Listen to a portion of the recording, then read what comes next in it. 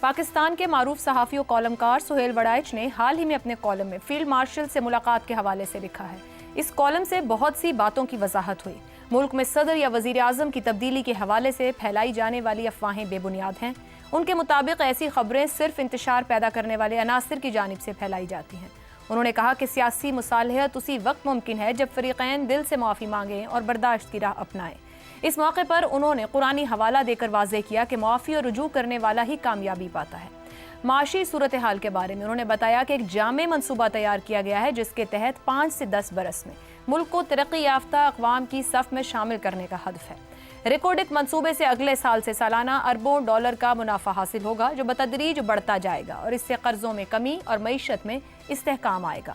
پاکستان کا موقف واضح ہے کہ کسی ایک دوست ملک کو دوسرے پر قربان نہیں کیا جائے گا۔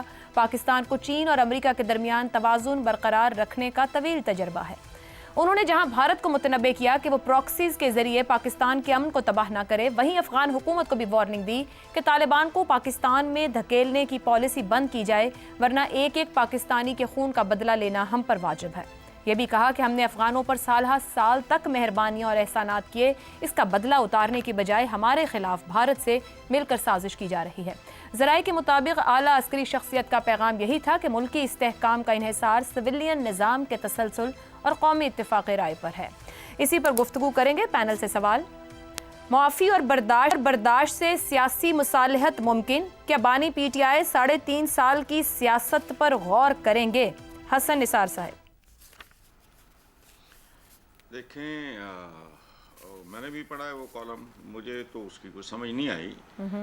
یہ شہزاد صاحب آپ کو بہتر بتا سکیں گے کہ یلغار، چارج اور پسپائی یعنی ریٹریٹ دونوں جو ہیں نا یہ فن ہے اور غور سے کرنے کے بعد فیصلہ ہوتا ہے۔ یہ فلسفہ بھی غور کا مرہون منت ہے، اس کی پیداوار ہے کہ جان ہے تو جہان ہے۔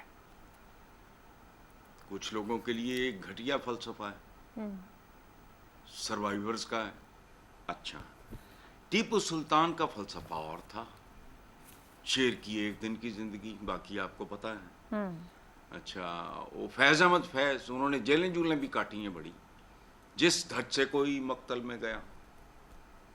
دنیا میں بہت سارے ایسے لوگ ہیں جو اگر سرنڈر کر دیتے۔ یہ وہ آخری بات جو میں عرض کروں گا کہ انسان تو خیر ہمارے ہاں نہیں ہوتے، آدمیوں کی شکلیں، صورتیں، جسمانی اعضاء اور دیگر بہت سی ضرورتیں، روٹی کپڑا مکان وغیرہ، یہ ایک سی ہوتی ہیں۔ فرق پڑتا ہے تو مزاجوں اور ٹیمپرمنٹ سے۔ درست، ختم ہو گئی بات۔ میرا مزاج ہے بھی تو جان ہے تو جہان ہے، تو اس طرح زندگی گزار۔ وہ ٹیپو سلطان پہ میں اعتراض کرنے چل پڑوں گا، بیوقوف آدمی سی پیر پھاڑ لیندہ۔ یہ مزاجوں کی بات ہے، اس میں عقل سے ماورا ہے۔ یہ سوال آپ کا جو ہے اس کا تعلق انسانی نفسیات کے ساتھ ہے۔ It varies from individual to individual۔ درست ہو گیا، ختم۔ چل ٹھیک ہو I گیا، cannot answer۔ ٹھیک ہے۔ شہزاد صاحب صحیح کہا حسن نثار صاحب نے، انسانی نفسیات کے ساتھ ہے اور پرسن ٹو پرسن بھی ویری کرتا ہے۔ ہم ایک پولیٹیکل لیڈر کی بات کر رہے ہیں، ایک ملک کے اندر پولیٹیکل ریکنسیلیشن کی بات کر رہے ہیں۔ آپ کس طریقے سے ریڈ کر رہے ہیں؟ یقیناً آپ کی نظر سے بھی کالم گزرا ہوگا۔ ایک تو تبدیلی کی افواہیں بند ہو جانی چاہیے پہ اگر کامنٹ کرنا چاہیں، امریکہ اور چین کے درمیان توازن ہمیں رکھنا آتا ہے، کیا واقعی رکھنا آتا ہے اور ہم رکھ پائیں گے؟ اور یا پھر حسن صاحب نے بھی آپ کی طرف فارورڈ کیا ایک بات کو، آپ جس بات پہ کامنٹ کرنا چاہیں۔ ایک تو ان کی اجازت سے تھوڑی سی ذرا اس میں اضافہ کروں گا جو انہوں نے بولا کہ ہر انسان اپنے وقت کے مزاج اور کانٹیکسٹ کے حساب سے رسپونڈ کرتا ہے۔ کوئی بھی دور جو چل رہا ہوتا ہے اس کا ایک اپنا مزاج اور کانٹیکسٹ ہوتا ہے جس کو آپ معروض کہتی ہیں، بہرحال اس کو بھی ایڈریس کرتا ہے وہ جو رسپانس ہوتا ہے۔ ایک چیز تو یہ ہوگی۔ دوسری بات دیکھیے جی، میں نے دیکھا بہت شور سنتے تھے پہلو میں دل کا، وہ بالکل ہمارے پاس سے گزرا، ہم نے دیکھا۔ لیکن بات یہ ہے، پہلی بات مسئلہ ہے تو مصالحت کی ضرورت ہے نا۔ درست۔ تو مسئلہ ایک آدمی کا اکیلا، یعنی میں گھر میں بیٹھ کے ایک مسئلہ اپنے دماغ میں سوچ لوں تو وہ مسئلہ تو نہیں ہوگا۔ مسئلہ تو وہ ہے جو دو آدمیوں کے بیچ میں یا دو یا اس سے زیادہ فریق ہیں اس کے، اس لیے مسئلہ بنتا ہے. تو اب اگر مسئلہ ہے تو پھر اس کا مطلب ہے کہ پھر ہر مسئلے کے فریق کی کچھ نہ کچھ ذمہ داری ہوتی ہے. اس لیے مصالحت کی بات کی جاتی ہے. اس میں کوئی شک نہیں کہ اس میں برداشت بھی چاہیے، اس میں یہ بھی احساس بھی چاہیے، اور یہ بھی چاہیے کہ ضرورت بھی ہو، احساس بھی ہو، احساس ذمہ داری بھی ہو، اور ضرورت یہ ہو کہ مصالحت کرنی. تو یہ تمام چیزیں مل کے وہ ماحول بناتی ہیں جس میں کسی مصالحت کی طرف جایا جا سکتا ہے. تو اس لیے یہ صرف ایک ہی پلڑے میں ڈال دینا ذمہ داری بھی غلط ہوگا. سب کو ہی اپنی اپنی ذمہ داری کا احساس ہونا چاہیے. دوسری بات، انسینٹو بہت لازمی ہوتا ہے. یعنی اگر کوئی آدمی سمجھے کہ یار میں تو اب گیا، یعنی میرا تو اب کوئی عمر بھی ایسی نہیں رہی کہ مجھے کیا فائدہ ہے، میں آج معافی مانگ لوں تو مجھے مطلب there is nothing to gain out of a معافی. When there is nothing to gain out of a معافی, then there is nothing to gain out of a معافی. Then there will be no معافی. Then the مسئلہ will stay. تو کہنے کا مطلب ہے کہ یہ تھوڑا سا انسینٹیوز کو بھی دیکھنا پڑتا ہے کہ کوئی امید کی کرن، کوئی ایسا ہوپ آپ نے کوئی چھوڑی ہے، کوئی سورج کی کوئی تھوڑی سی روشنی at the end of the tunnel, جس کے اندر کہ کوئی آگے بڑھ کے دیکھ سکے کہ ہاں یار اس کے بعد واقعی کوئی بہتر دن بھی اس گروپ کے لیے، اس گروہ کے لیے، اس شخص کے لیے، اس ایک فریق کے لیے شاید نکل سکتے ہیں. تو اتنا ڈیلے بھی مت کریں ان تمام چیزوں کو، جہاں پر کہ جیسے کہتے ہیں کہ اس کا کچھ یہ بھی بنا بھی کوئی کام نہ بنے، وہ انسینٹو ہی نہ ہو کہ اس کا کوئی فائدہ بھی ہے اس مصالحت میں انٹر کرنے کا. تو میرا خیال ہے ٹائم بڑا آف ایسنس ہوتا ہے. تو ٹائم کو دیکھتے ہوئے جو بھی آپ کے پاس لیورز ہیں، آپ کے پاس طریقے ہیں، اس کو ایکٹیویٹ کرنے کے ضرور کریں. اور مصالحت ہمارے ملک کی بہت بڑی ضرورت ہے، بہت بڑی ضرورت ہے. اس مسئلے کو حل ہونا چاہیے تاکہ ہم سب ایک یکجا ہو کے اور یکسو ہو کے ایک جو سوچ ہے، اپنی قومی سوچ، اس کو لے کے چل سکیں. ٹھیک ہو گیا جی، ایک بریک لیتے ہیں. بریک کے بعد رضا رومی اور زیغم خان کی رائے. پروگرام کے آخری حصے میں ایک بار پھر خوش آمدید. بات ہو رہی ہے معافی اور برداشت سے کیا سیاسی مصالحت ممکن ہے اور کیا اس پر غور ہوگا. رضا رومی صاحب، اوپر گفتگو میں بات ہوئی ایک تو ہر ایک کے مزاج کی بھی، کہ مزاج کسی کو کہاں لے جاتا ہے. دوسرا، ہر دور کا ایک معروض بھی ہوتا ہے کہ معروض کس جگہ پر کھڑا کرتا ہے. آپ کے خیال میں کیا دونوں چیزوں کو سامنے رکھا جائے تو سیاسی مصالحت کی طرف یہ سچویشن بڑھ پائے گی؟ دیکھیے، واقعہ یوں ہے کہ سیاسی مصالحت اس وقت اشد ضرورت ہے پاکستان میں استحکام کے لیے، اور یہ سیاسی استحکام بھی، معاشی استحکام کے لیے بھی. لیکن فی الحال اس کی کوئی دکھائی نہیں دے رہے آثار کہ کوئی بھی فریق جو ہے وہ پیچھے ہٹنے کو، ایک قدم پیچھے ہٹنے کو تیار ہے یا اپنی پوزیشن پہ نظر ثانی کرنے کو تیار ہے. اور اس میں ظاہری بات ہے کہ میں سمجھتا ہوں کہ جو عوام کے نمائندے ہوتے ہیں اور عوامی پارٹیاں ہوتی ہیں جو عوام کا لے کر چلتے ہیں مینڈیٹ یا ان کی خواہشات کا وہ ایک طرح سے مجسم صورت ہوتے ہیں، تو ان کے اوپر زیادہ ذمہ داری یہ عائد ہوتی ہے کہ وہ سیاست کو اس نہج پہ نہ لے کر جائیں کہ جہاں پہ وہ ایک ذاتی یا شخصی لڑائی بن جائے. جو پولیٹیکل ہوتی ہے کانٹرڈکشن یا کانفلکٹ، وہ اصولوں پہ، نظریات پہ ہونے چاہیے.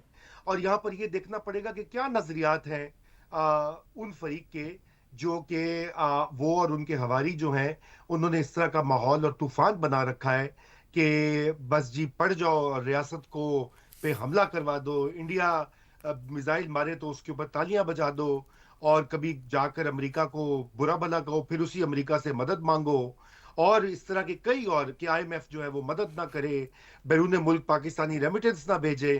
تو دیکھیے ان حالات میں کیسی ریکنسیلیشن ہو سکتی ہے عائشہ؟ یہ تو سوچنے کی بات ہے. اور جہاں تک آپ نے اعلیٰ عسکری شخصیت کا ذکر کیا ہے، انہوں نے اعلیٰ عسکری شخصیت نے اپنے خطاب میں معافی کا مطالبہ جو ہے وہ یہ کہا کہ انہوں نے کہا کہ قوم سے معافی مانگی جائے.